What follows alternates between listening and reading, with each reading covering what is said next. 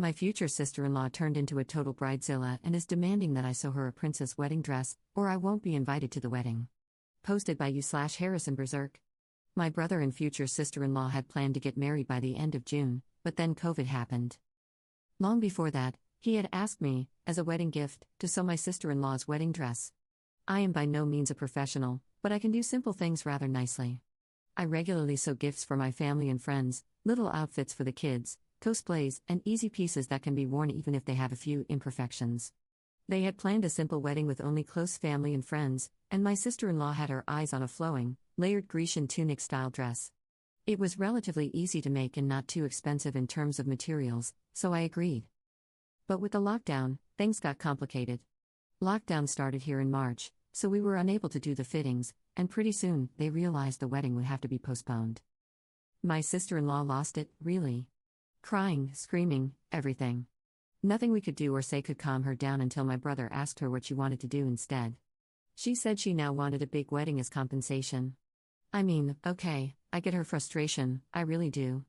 But the main reason they were having a small wedding in the first place was to save money for house renovations and such. But that's none of my business, I know. My brother relented, and they are now planning a big wedding for 2021. My sister-in-law sent me her new requirements.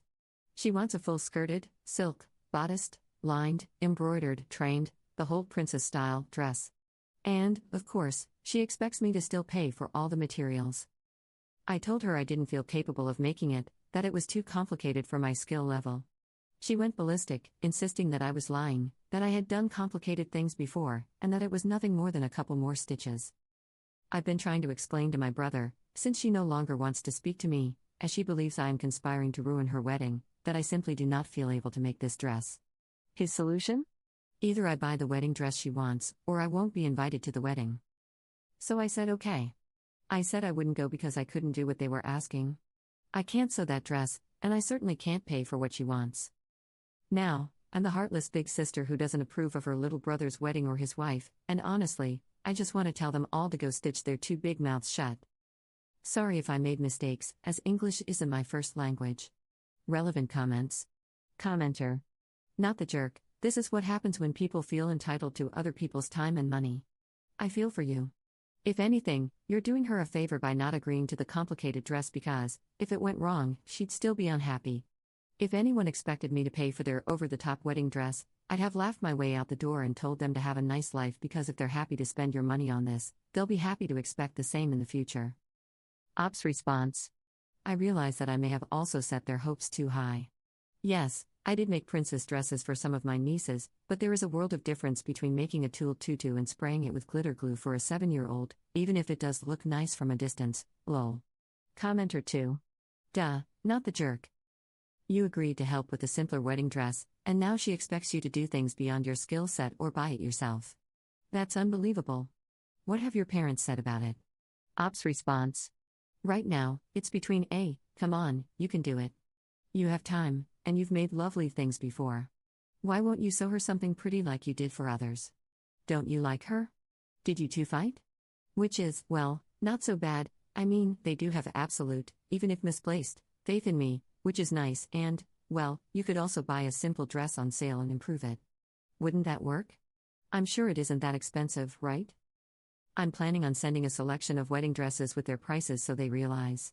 My little brother is the youngest in the family and is rather pampered by them. Op adds an edit to her post. I am really touched by the support and the many great pieces of advice I received. Many of you, either here or via PM, gave me ideas and leads on how to handle this in the best way possible, as well as pointed out things I hadn't even considered.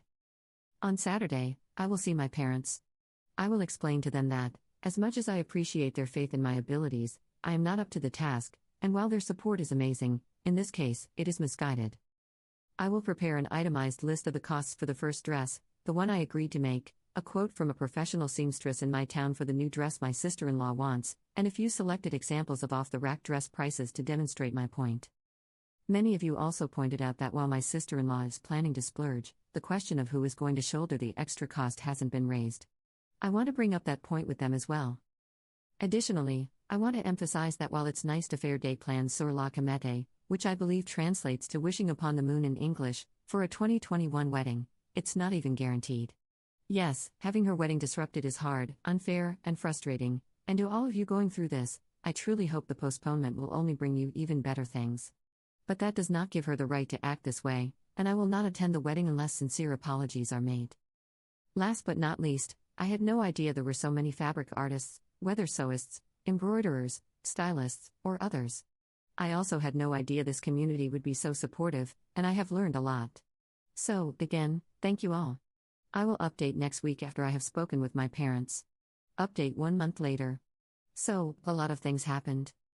After a few requests, this is the kind of thing I had promised.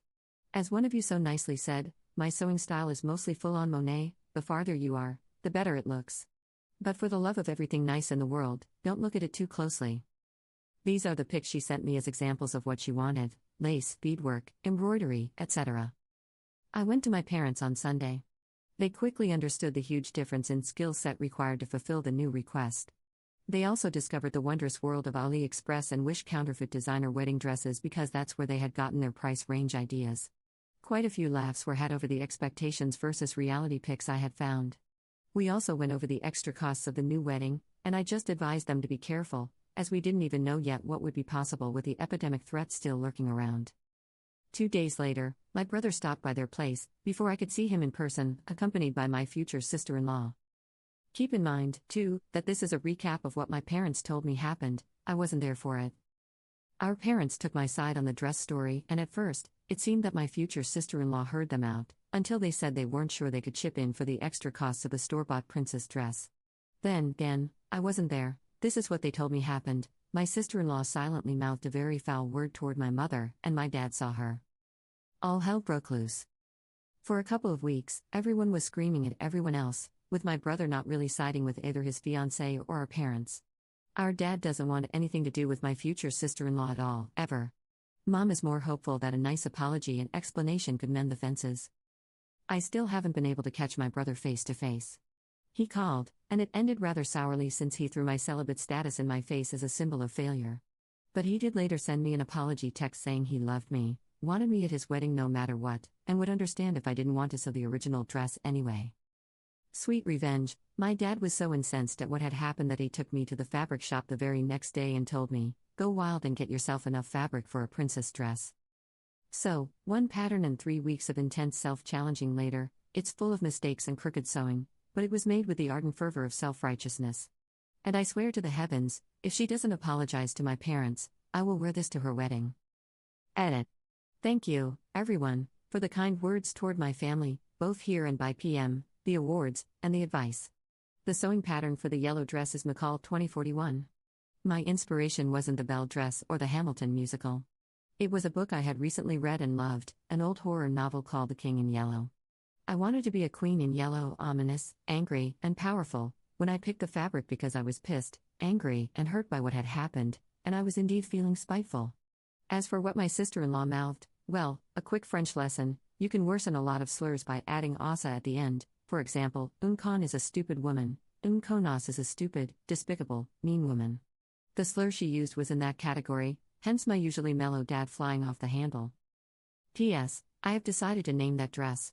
And yes, thanks to all of you, she will now and forever be known as Spite Dress. Second update 5 years later. Hey, up here. I will give an update, but please respect that I will not provide any more updates after this. The marriage didn't happen. They didn't split up then, and my brother went low contact with us. Dad and I did a princess in a castle photo shoot, and he loved it. He was a dashing musketeer captain. COVID did happen a second time. She left him. We lost my little brother at the end of the pandemic for reasons I won't expand on here. It was really touch and go for my mother after that, but she pulled through with help from our community, and my parents are still there. I visit them at least once a month. I kept that post up for all the nice things people said, especially about my parents, even though I hadn't gone back to it for a long time. I miss him so much. Relevant comments. Commenter. I am so very sorry for your loss. I can't imagine how hard that must be for you and your family. And I have to say, I totally understand why everyone was saying such nice things about you and your parents. I'm glad you and your mom have your dad to be so fiercely on your team. And though it, of course, didn't turn out how anyone intended, it was incredibly kind of you to agree to gift them a wedding dress from the start, which shows what an amazing sister you were to him.